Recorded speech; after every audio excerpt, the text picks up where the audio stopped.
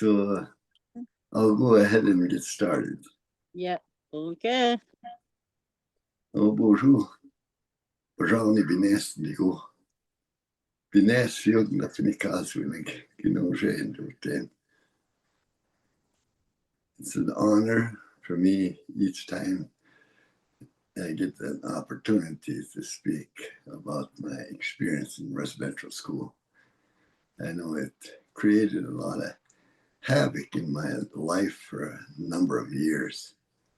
For me, it really gave me a warped sense of what love is and how to develop healthy relationships. For a long time, I struggled to try and get back to some of the things my grandmothers in the community were trying to instill in me. Today, I really value those teachings, and I feel honored and privileged that I had an opportunity as a young man before I was brought into residential school. The elders really made a constant effort to remind me of what my name meant, Jao Libines, when I was given that spirit name. And even as I was growing up in that turmoil, I got into a lot of alcohol and drugs. Wasn't very respectful toward anybody. But the elders continued to remind me that I had a spirit name, that I should make an effort to understand what that means. For a long time, I didn't want to listen because the kind of things that were being drilled into my head every day in residential school. They told us that our way was no good, that even our language wasn't good, that it was evil, that the elders in my community, my parents didn't know anything how to take care of me, and they had to take care of me in that residential school. And I started to believe them. They said that our way was a hindrance to progress, that we'd never get anywhere if we hung on to our values or our language.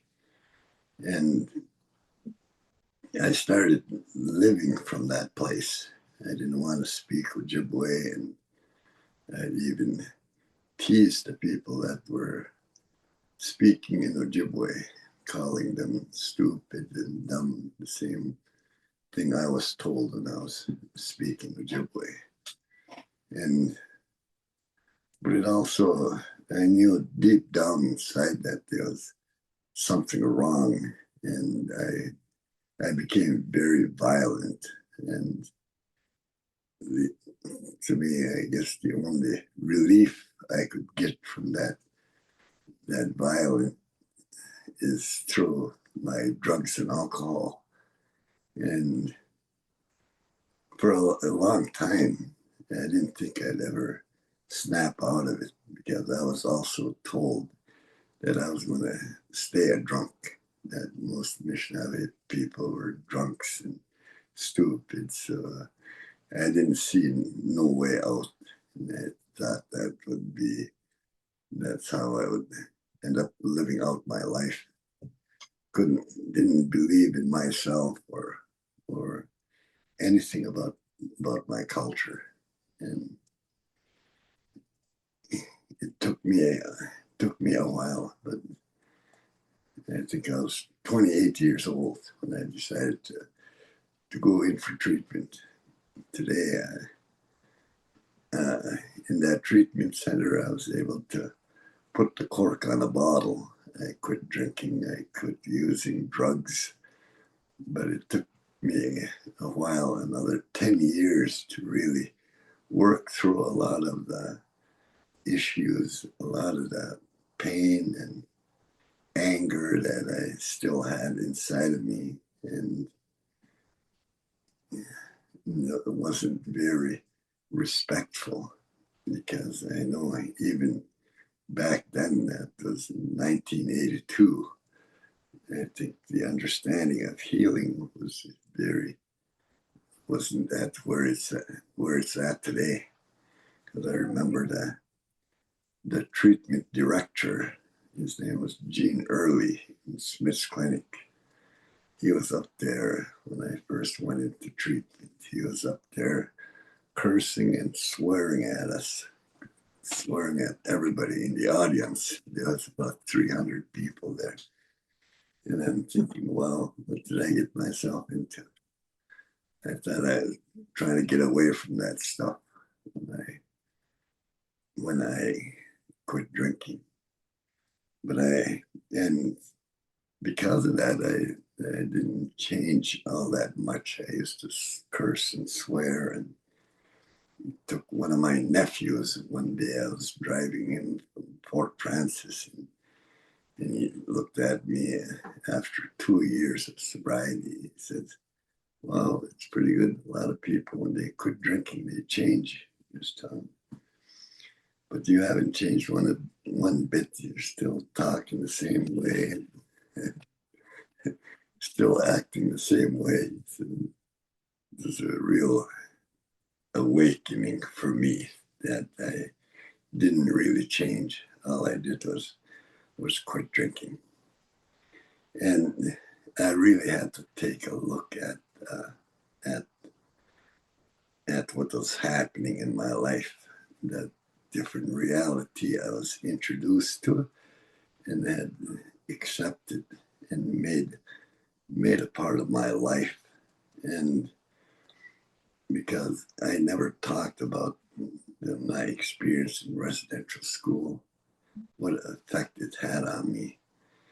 And even after, when the information started coming out, people started talking about residential school. One of the things they said is that it was some of the stuff, even being taken from home, was common experience, that everybody went through that. And little did I realize that it was just the Anishinaabe people that went through that, and not all the Anishinaabe people. So it wasn't as common. When they termed it a common experience, I didn't want to.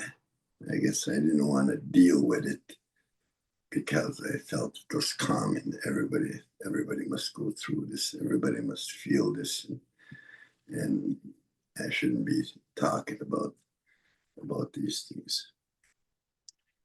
But it took me years to really look at the colonial impact, the impact of the colonial policies of the government.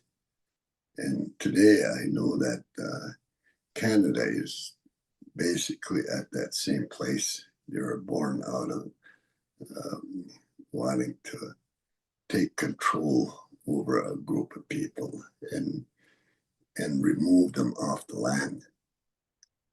Even as a young man, after residential school, the elders told us that it was dangerous for us to even go off the reserve, that we could get shot. So the controls were still very strong, and that really created a lot of anger inside of me, to be treated in that way, to restrict it from even going places where I wanted to go. And I believe it limited my capacity in the way that I see myself. Like, I had no interest in even learning the English language. I just learned a little bit, just enough to survive, because I wanted to live to see another day. Because each time we spoke Ojibwe, we would be punished. So I never really had any use for the language other than just to try and survive from one day to the next. It's just in the recent few years that I've started to see some value to the language, because I knew a lot of people in my community all across the country were affected the same way, that they had, to the point, lost that language. They didn't know how to speak it, they didn't know how to understand it. And that understanding came back to me. I consider the Ojibwe language as my first language. I can express myself a lot better in that language, although it was stopped for quite a while. But today I find that I can express myself easier, and I still have a hard time finding words in English to express some of the things that I feel or even understand about our reality. But today it's more of I look at it as a challenge, and I continue to find new ways of expression. I learned to work through all that anger. It was a hard road, to the point where at one point I attempted suicide. I had created a world for myself that was worse than hell. And in that period in my life, that was in my early 20s, I think that just before I reached the age of 21 is when I shot myself in the chest. And the world I had created for myself, and to me it's the result of the things that I was told in residential school. And I had to let go of those things. I had to change those messages that were instilled in me, and see myself in a different light. And that's what prompted the change in my life. I had a vision. I don't know if it was a vision or a dream, but it's like my brothers came to me, my older brothers that I passed on years earlier. They told me that I had a choice. I didn't have to go anywhere, that I could create a world that was just like hell here on earth. I didn't have to die to go to hell. Or I can create a world that's like heaven on earth. And through my healing process, and I found that I could let go of all those things. And the most important things I try to impress upon people today, that those answers are all inside of us. We just have to take the time to look inside. And just through my fasting, that was really effective in terms of making positive changes in my life.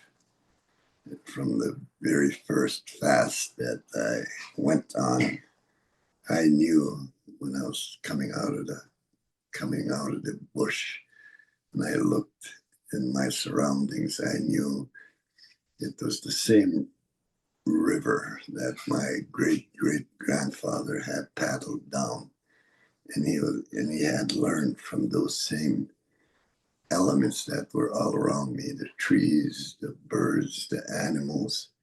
Even when I looked up at the sky, I knew it was the same sky my great grandfather had been gazing upon.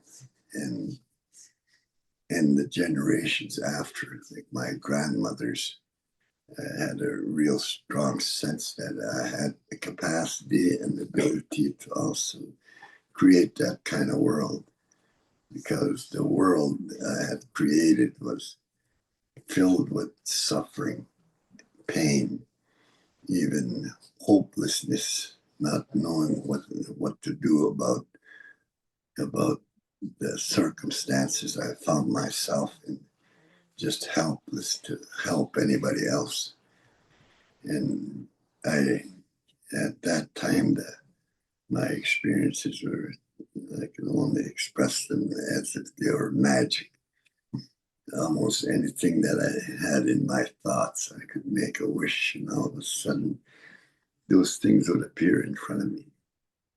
And it's been an amazing trip.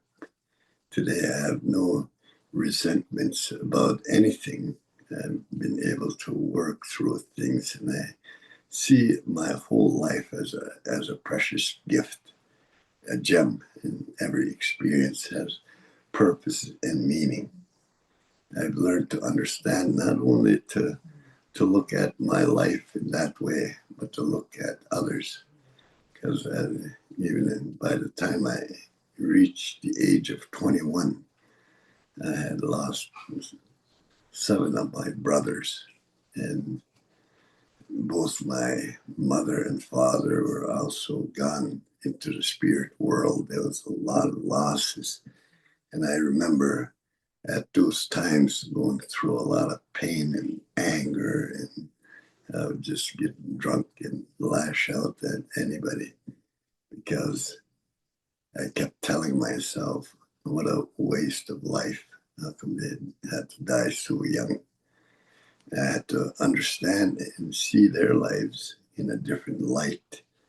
And all of a sudden, I was able to find meaning, that they brought powerful gifts onto this earth that I can continue to learn from today and find meaning and value in those things. And all of a sudden, all my regrets were gone out of my consciousness, and I understood life in a different way.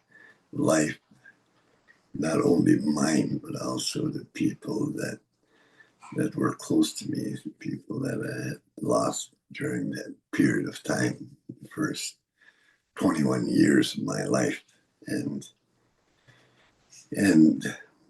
I'm just having an amazing time today talking about my whole experience. And I know even this opportunity to speak of that residential school experience has me thinking about different ways to express those things and the challenge that we all face. I know that the country, Canada, has a long ways to go, because it's still very violent and racist toward Anishinaabe people. I have a grandchild, Beba Mashik is her name, and I know just by looking at the curriculum of the schools that are here in this area that they're very violent and racist toward Anishinaabe people. And I'm able to speak up and talk to the principal and let them know that they should be making changes. But it's like their hands are tied. The Education Act is over 100 years old and still being applied today. They still have to abide by those rules. And the government of Canada still has the Indian Act, an act that controls every aspect of our life. A lot of people even are what they could refer to as our leaders, follow the Indian Act. People were forced at gunpoint, with a gun pointed to their head, to let go of the clan system and adopt a new system of government to elect chief and councils. And it's affected so many generations that today's generation doesn't even know that what's happening to them is wrong, and they continue to perpetuate that violence to apply the rules of a foreign government that is operating on a totally different value system. So because of those things, I try and protect my family. I don't send my granddaughter to that institution. We do homeschooling here. And I did the same thing with my boy when he was born. I kept him home and we taught him here. He sat in ceremony and listened to the sacred teachings. So I know that he grows up in a totally different world. My granddaughter grows up in a totally different world. There's still powerful influences out there in this age where we have technology like iPads, iPhones, we got TV. There's a lot of influences that are still able to penetrate our home, and the values that are and the messages that come through those things aren't healthy. But I know that they hear us and they see what we're trying to do. And I know when they get to be my age, they're going to be wondering why we took those steps to protect them from what was happening out there. I believe my early childhood, when I was 4 years old, all those memories, and I always try and bring people back to that time when they were pure and innocent before anybody had any influence in terms of how they look at the world. That everybody has to go to that place and see themselves as pure and innocent. The people that have been in their life are the ones that shape their outlook, and it's not necessarily healthy. I encourage people today to, if things don't feel right to you, then you can change that. You can change how you're impacted.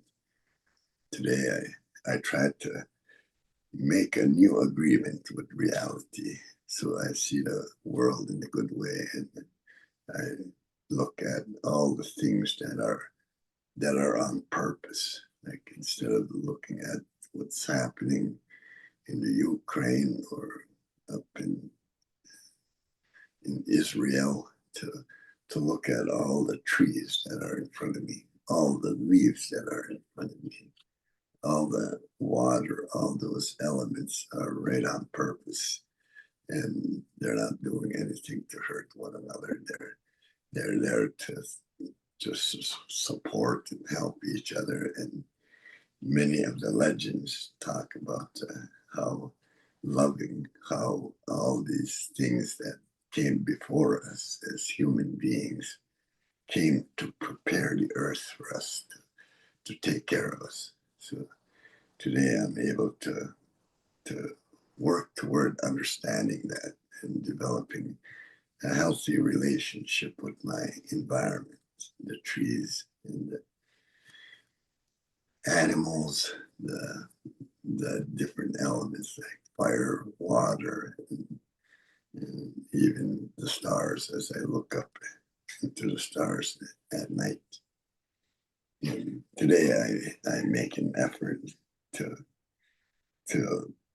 instill that in others instead of being caught up in a place where there's a lot of violence, a lot of pain, a lot of suffering. I believe it can affect our physiology, and we need to change our focus.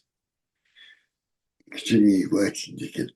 I say thanks to everybody that's listening, and I know that we have a tough challenge, society in general, no matter what part of the earth you come from. I think we have a challenge. A lot of people never understood, and even today they don't understand how much oppression there still is in this country. I heard one university professor saying that every institution across the country is violent. All the policies, whether it's the town hall or educational institution, the hospitals, all their policies are racist and violent toward the Anishinaabe people.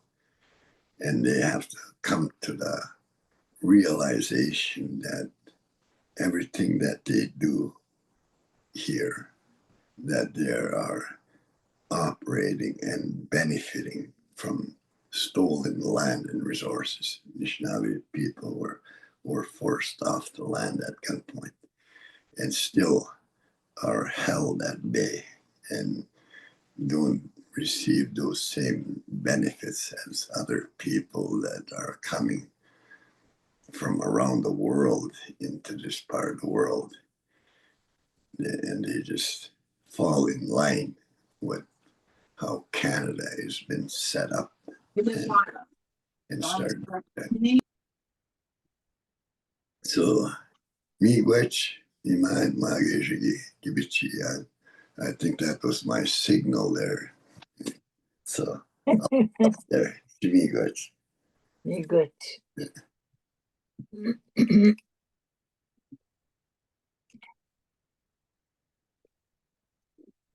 Hope I didn't cut into your time.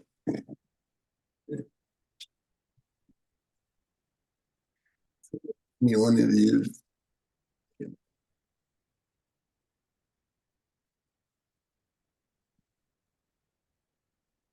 What The do you want? she when nagite mute gonna then unmute because I just unmuted mine.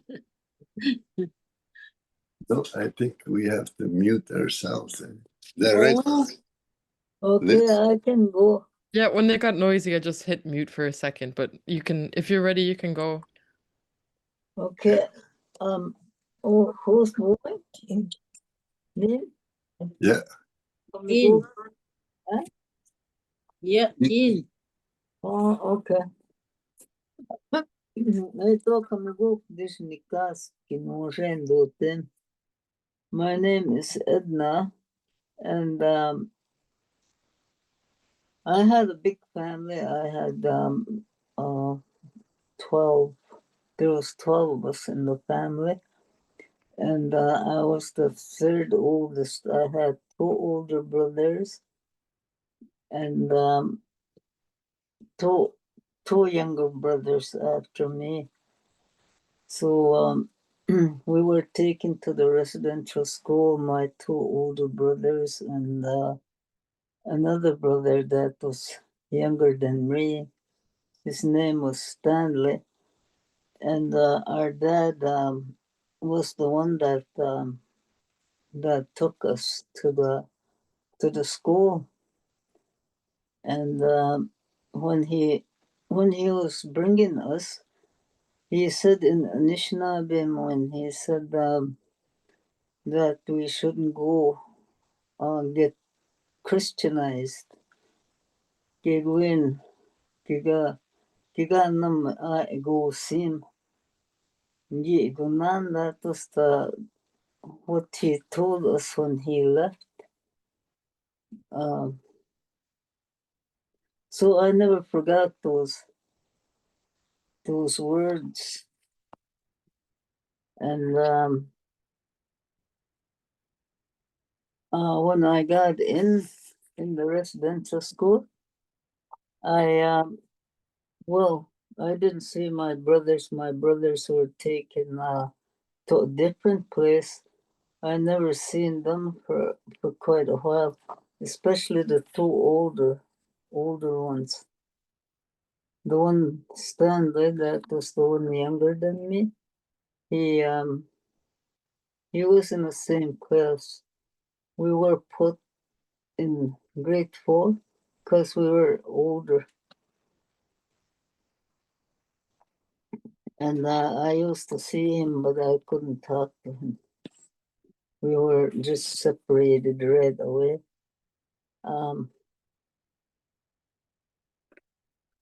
I tried to remember the things that I remember were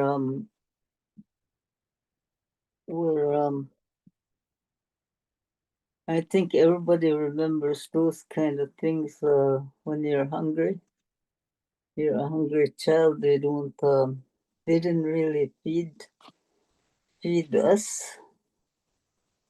I don't remember ever eating bread. I didn't know what I never seen an egg. Those kind of, that's what I remember as a child. The only things I remember is the oatmeal that we ate in the morning. We had to eat it because we were hungry. And some biscuits, we called them dog biscuits. That's what we were fed.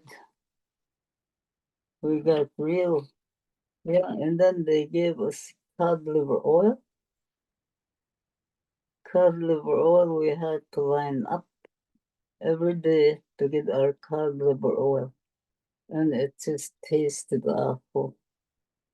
So those are the things that I remember. And I remember I was one of the, I think I was number 52, which was a number at the end of the line, because they had the older girls from 1 to 2. Like everybody had a number. And mine was 52 because of how I registered. I think we registered 1 month late. And that's why I was 52. So I was always the last to get something. They went by numbers when they gave out some clean clothes, or when they got them to take showers. I was always the last one. And I didn't have any friends at all, because the girls were older, and then there was the little ones, until my cousin came. She got admitted to the school. She was from the same First Nation I was from. And we didn't, our first language is Ojibwe, and that's all we spoke. That's all we heard when we were growing up. So it was really, really strange when I got in the school that all these children were speaking English. I didn't hear no words of Ojibwe. So I just shut up till I didn't speak, because I knew that they were going to make fun of me if I spoke Nishnawbe, or nobody would understand me. So I just kept my mouth shut. I never spoke up. I just listened. And then my cousin, she came in, and we used to go around together and spoke spoke our own language, and so nobody else can hear us.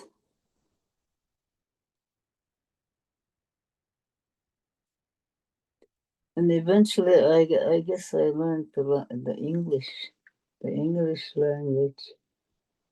I wasn't even taught, just by I learned it just by listening.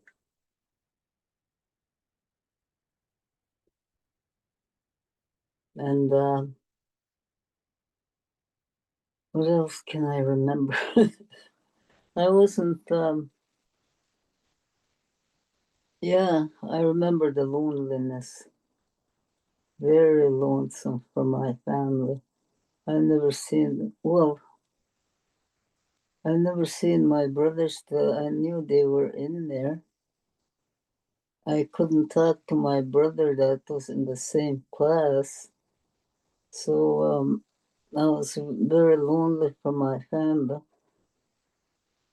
I never seen my my other siblings. I don't know. We were just like separated. My younger siblings weren't admitted in the school. I don't know why. Some of us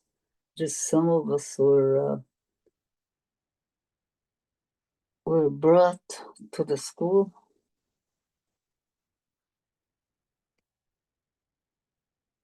So that's another thing that I remember, the separation. I never knew my younger siblings until I got out of school and they got out of school. That's when we got together and lived together in the same First Nation. So today I'm glad I'll be 81 years old next month. I'm glad to be here. I'm glad that I have my siblings. I'm thankful for that. They keep me going too. They keep me alive.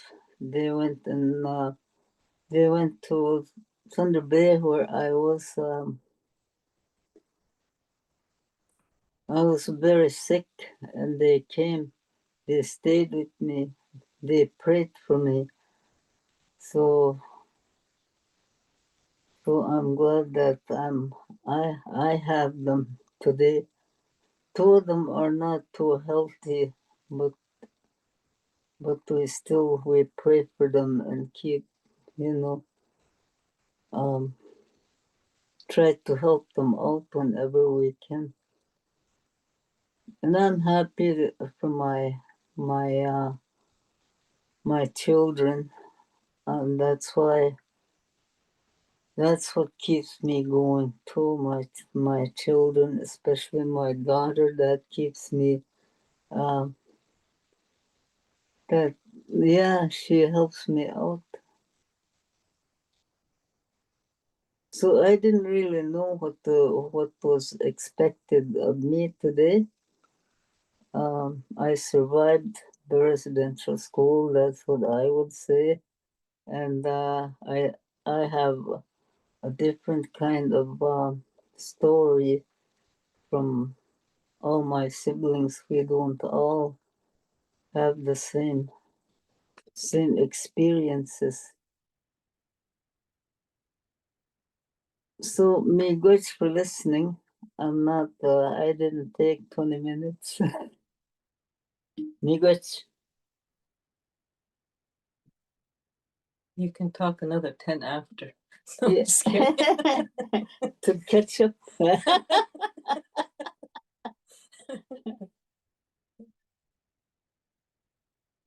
Are you guys muted or is she muted? Did you guys hear that? Yeah, I was muted. Okay. Yeah. I Sure. muted. Muted. I muted mine, though. Yeah, I muted mine too. So in case somebody says something here and it doesn't interfere. So Oh, that's Low battery. My iPhone. My iPad. Oh my goodness. I'm gonna plug it in. I gotta plug this in. Sorry about that. Why did the- I have to go. I have to go in the kitchen now.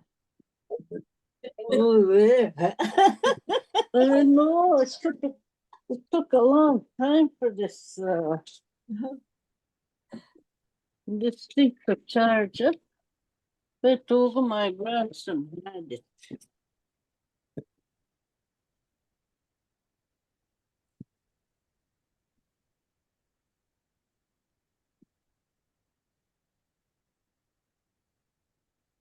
Yeah. All right.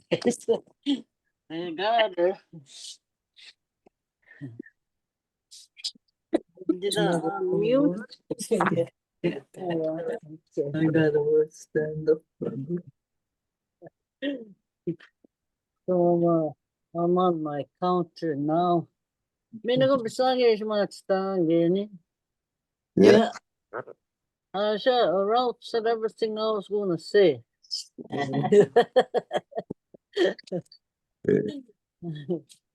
Oh, gagawa ni Manok, hindi ko kinusendutin. My name is Shirley. I was a Johnson when I went in there. Anyways, I was thinking about the first time that I went there. That's the one thing I remember. Just that little piece. I went in with my with an older brother. His name was Melvin. Anyways, we went in together, and I remember hanging on to him. I was scared, and he's talking to me in our language. Gigo mo iken, he kept telling me, because I was crying. Gigo mo iken. Migo mano, he's telling me. Because that's all I understood was the Mishnah Bemwin. He was telling me there's a lot of girls over there that you can play with. But I didn't want to go because I was scared. This is really strange place. And I hung on to him. And I didn't want to let him go, and he's doing the same thing. He's just hanging on to me. And I remember us being pulled apart very roughly, that the nuns really hurt my arms. My arms were sore from them pulling me.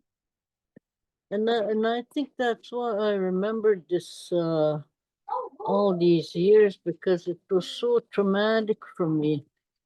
Being pulled apart from my brother, and he too was holding me like he didn't want to let me go. But at the same time, he's telling me, you'll be okay. There's a lot of girls there. And he kept telling me not to cry. I'll see you, he says. I'll see you sometimes, but you gotta go where the girls are, he's telling me in our language. And that was it. I don't remember ever seeing him after that. And I was always looking around for my brother. I could see the boys when we went and ate. They were all lined up, but they all looked the same. They all had the same haircuts, the same clothes, the same kind of clothes. And they weren't allowed to look at the girls, I guess. So I couldn't see their faces, and I kept looking, and they're all about the same height. All the little boys, I guess. Anyways, that's all I remember of that part, and it stayed with me for the longest time. I don't even remember seeing my sisters.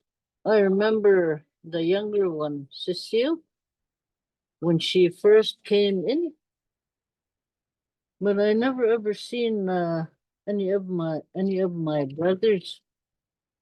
And I thought, holy man, all the things that when I think about that, I think of how they disconnected us as a family. I always say I'm really fortunate that I remember and seen a lot of these things as a child, and speaking my language and seeing all the ceremony and having that family, the the family that was connected.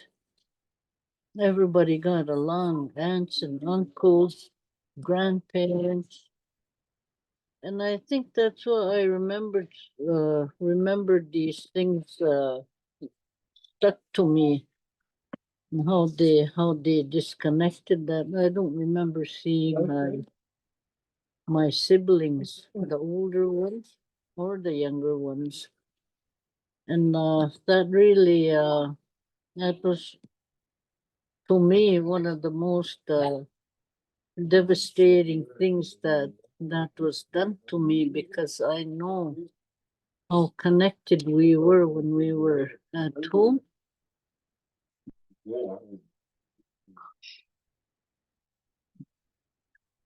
Yeah, so that kind of bothered me all these years.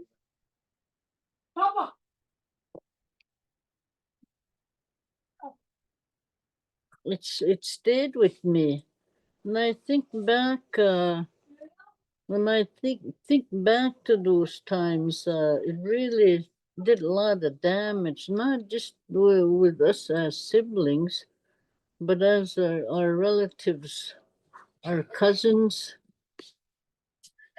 everybody in the community that we knew. I became really defiant, but I'm always saying that, I learned all that at that school. They taught me how to be inconsiderate. They taught me how to lie, because we had to lie in order for us to feel safe. You couldn't tell on anybody. I had to be inconsiderate, like Edna was saying. When we were given numbers, I was given a number. I don't even know what my number was. But anyways, it must have been a number that had me at the end of the line. So as I grew older and a little bit stronger, I used to go right past the girls that were smaller than me, just so I can get a nice warm shower. Even those things has bothered me. I ended up with cold water because there's a whole bunch of kids that are ahead of me. So when I think about it, I was very inconsiderate to do that to these other girls that weren't as strong and as me or as fast. So I always say, well, that's where I learned it, because back home with the big family we had, the boys that the boys could eat quite a bit. Our mother made sure that everybody got something. She made sure we had enough to eat and to be equal. Nobody got more more than I did, unless there was lots of soup left over. The boys would, whoever finished first would get it. But we had enough to eat. And that's what I think about. I was fortunate. I remembered those things. That's what helped me along the way as I got into my recovery. But I can really relate to what both Edna and Ralph were talking about. I remember the loneliness. Oh, it was so lonely. There was Christmas holidays. We couldn't come home. They didn't let us come home. They kept us over there. And I didn't know why. I didn't know why we couldn't come home. They didn't tell us. They just kept us there through the holidays. And I think that's the first time I ever felt and know what loneliness is. I used to just cry. I'd cry myself to sleep. My little sister was there, but she was on the other side, the little girl's side. They had two sides, one side for the bigger girls. She's 6 years younger than me. So we couldn't even see each other. We couldn't even be with each other in those holidays where everybody else went home. There was another family, maybe two families, but I think there was only 5 of us girls left in that big building during the holidays because their parents didn't pick them up. And I didn't know why we couldn't go home. And that's what really made me angry because I blamed my dad for that. I thought it was his fault that he didn't come and get us. I blamed him for being there. I thought he took us there. Even though I seen him fighting with people from Indian Affairs. One time when we went, he took us out to the camp where he used to work. And we were coming to the store to get some groceries in Glenorchy. All of a sudden, these guys show up and they're talking. They're talking to Dad. That's when they put us on a train. But I understood a little bit of English. I could hear my dad. He was just swearing. He was being pushed around, and police were mentioned. I know what police was. I knew that word because they used to say, "Oh, the police or RCMP is going to be coming." But I didn't know. I didn't know what that was all about. It wasn't until later on, in as I got older, that I found out that because he took us to the camp and didn't want us to go back to the residential school, the Indian agent must have came down, found us, knew where we were, and we were taken taken just like that without our dad's consent.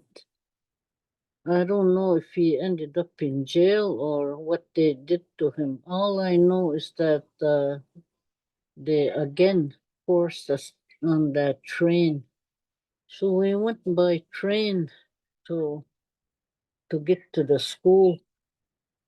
Even that's the only part I remember. I don't even remember where the train station was, who picked us up. That's the only part I remembered. So I thought after so many years of blaming him before I got into my recovery, I too ended up drinking quite a bit. And not motivated to do anything, to go to school. I just didn't want to go to school. But when I got into my recovery, I thought about all these things. I went for treatment. I started getting into self-help programs, and I was angry. I was angry about the whole thing here.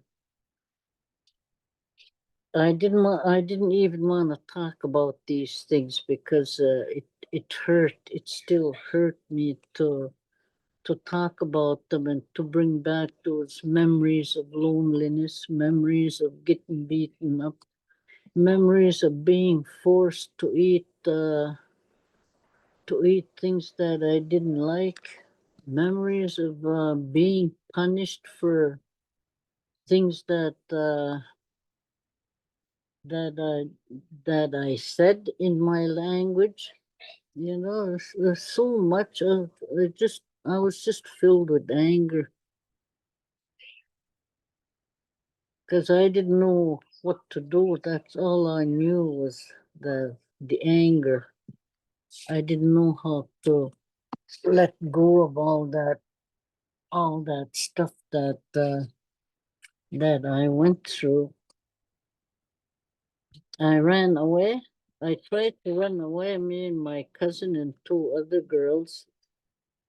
And we wouldn't have even known where to go. All we knew was we were going to go to the train station and hop a train without even knowing which way the train is going. And I think about it, I thought maybe it was a blessing that we got caught, because we could have been one of these children that never made it home because we didn't know which direction to go. All we know is we want to go on a train. We want to get away from the school. But we got caught. We got caught and brought back to the school. And of course, we were punished. We had to wash the walls on the whole building, and that's a big building.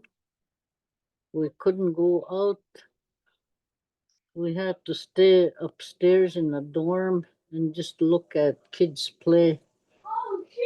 Again, we were isolated. We were put in separate places too, so we couldn't even talk to each other.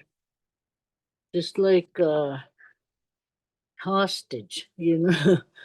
Like we were hostages. We couldn't even play, talk to each other. All we could do is watch people from the window. So it took a lot of work for me to start letting go of these things. Like I said, I was really angry. I became really defiant, and I fought my way out. I fought with the nuns even. I fought with the principal, father, don't know what they call him, father superior or something, sister superior. I fought him too. I didn't get punished because I threatened to tell everybody what this little old priest was trying to kiss me when I ended up in the principal's office. So I pushed him and knocked him right down, and he was about my height, I think. Just a short little guy. I threw him down and I told him, I'm gonna tell everybody. And he knew I would have told people. So I didn't get punished But it's like even that's how I learned how to gather up this ammunition that I'm going to use against them, kind of thing. And that to me, that's a survival thing that I learned. I learned a lot of survival skills at that school. But I was thinking too, I went for treatment and did all that, and these things bothered me for a long time. Like I say, I didn't talk about them. We didn't even tell each other these things, my siblings. We didn't even talk to each other and tell each other the things we went through at that school. That's how disconnected we were. We couldn't share. Maybe bits and pieces, but we wouldn't get right down to the like talking about loneliness and that. We just tell each other the surface stuff. And I too managed to keep my language because I was defined in that way. I used to get hit all the time because I'd use my Anishinaabe words too when I said something nasty to the nuns. But I kept it.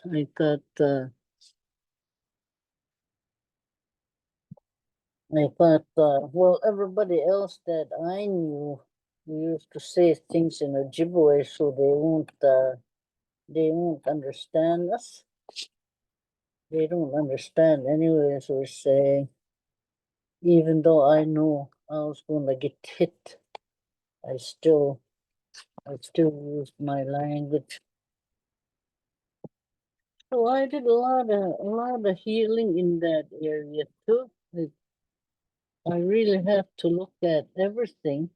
But like I say, I was fortunate that I had these teachings as a child, because I must have been about, I think I was 6 years old when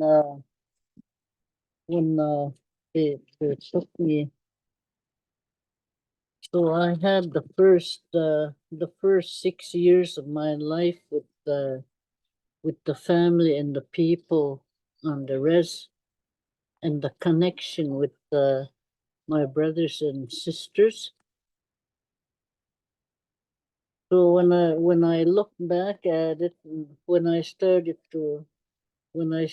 my healing journey, it wasn't until I really got to start paying attention to the land and these other things that Ralph was talking about. I used to go out to the camp when he started. It wasn't until then that I really started to understand and get back into my culture, my traditions, started to use my Anishinaabe name, Kekbeani Manuk, and stuff like that. And that's what really helped me. I don't know how many times I went to all kinds of healing initiatives just to try and help myself and get out of this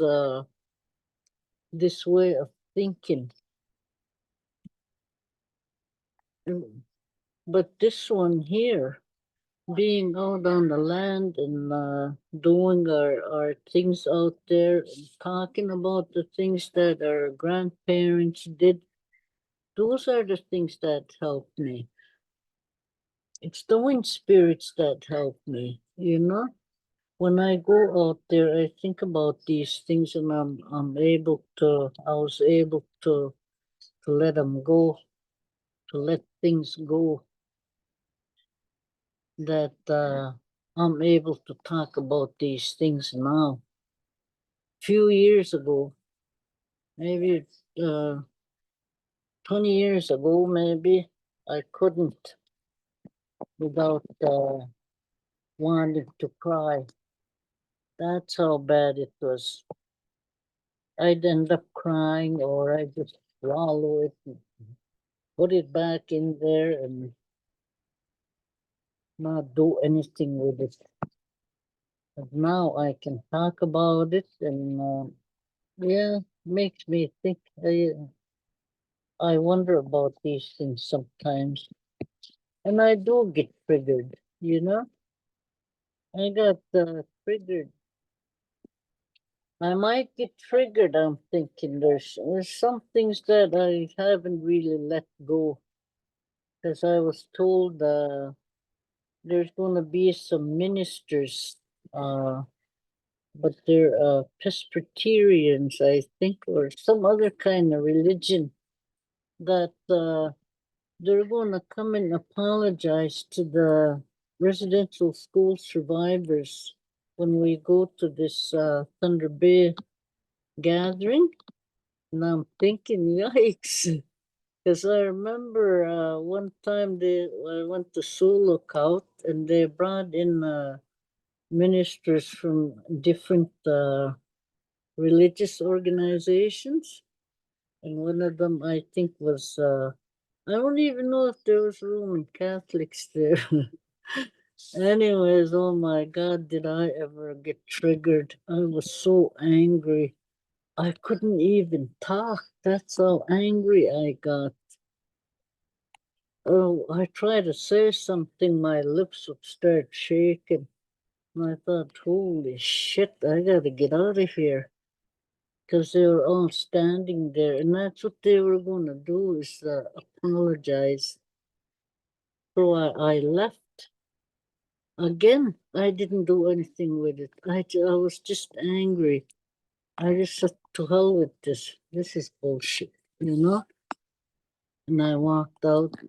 Ended up coming home. I didn't even stay to listen to anybody. And I don't remember ever trying to do anything with that, and that's why I'm saying, oh no, I hope I don't get triggered. But I think this time I'll be able to say something, you know? They want to come in and apologize, because we have that 2-day gathering. So anyways, I'm preparing myself for that and try and go talk it out outside. I'm lucky to be living out here because I'm able to do these things. I go sit outside sometimes and I just talk, and I talk to the trees, try and let go. But I can say now I've come a long ways in that from that area. And it was tough. It was tough. It wasn't easy. It wasn't easy to get rid of that anger that I had. And I knew underneath all that anger was a lot of pain. Today, I can say we had a real good relationship now with my siblings. At least we're connected. We are now connected. And I thank the Creator for that. Oh, me, Gorch. I'm sure you can hear my grandson back there. Me, Minik, me, Gorch.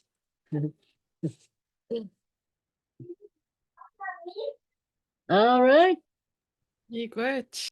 Mm, I don't know how long I spoke about it, you know. You should have signaled me. Pretty good. I think you're right on time. Yeah. 1 minute to spare. I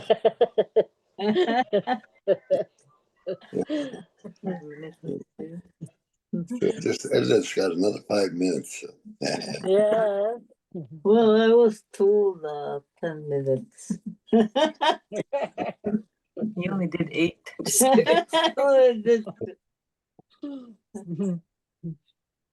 Mm-hmm. Yeah, that was pretty good. So hopefully we'll see how it comes out there, Teo.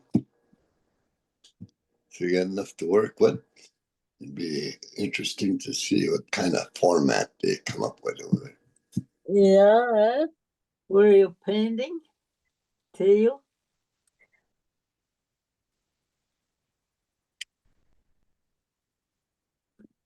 Well, will we be able to see it? Yeah, so I'll send it over to you. Yeah. I'll send it over to Ralph. I'll take a picture of it and I'll send it Mhm. over to Ralph and you can send it to you. Yeah. Okay. Yeah, that was really awesome. Good.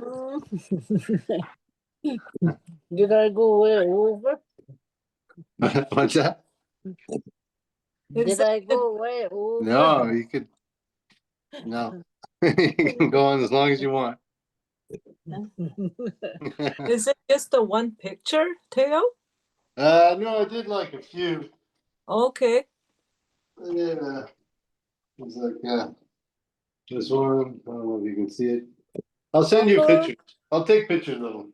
Okay. Mm. Wow. There's one for each of you. Oh, wow. Mm. Make sure you put the names on the ones that are. Yeah, good idea. Yeah. Good idea. Yes. Yes. All right. That's Awesome. perfect. Oh, and then you were painting while we were talking? Yeah. Yeah. Wow. Pretty good. Oh, Good. Wow. Me good, Theo. yeah. Me good. Me good. And the recorder. Liz, Liz, Good. Lizzie. Yeah. And if you guys Liz. need a Yeah, copy, me good. for yeah, recording. me good, you guys for Yeah. sharing. Telling. Kaibigan siya amoy namin, no? Oh, Ralph, kaibigan siya amo. yeah. Yep. Mm-hmm. Yeah. Okay.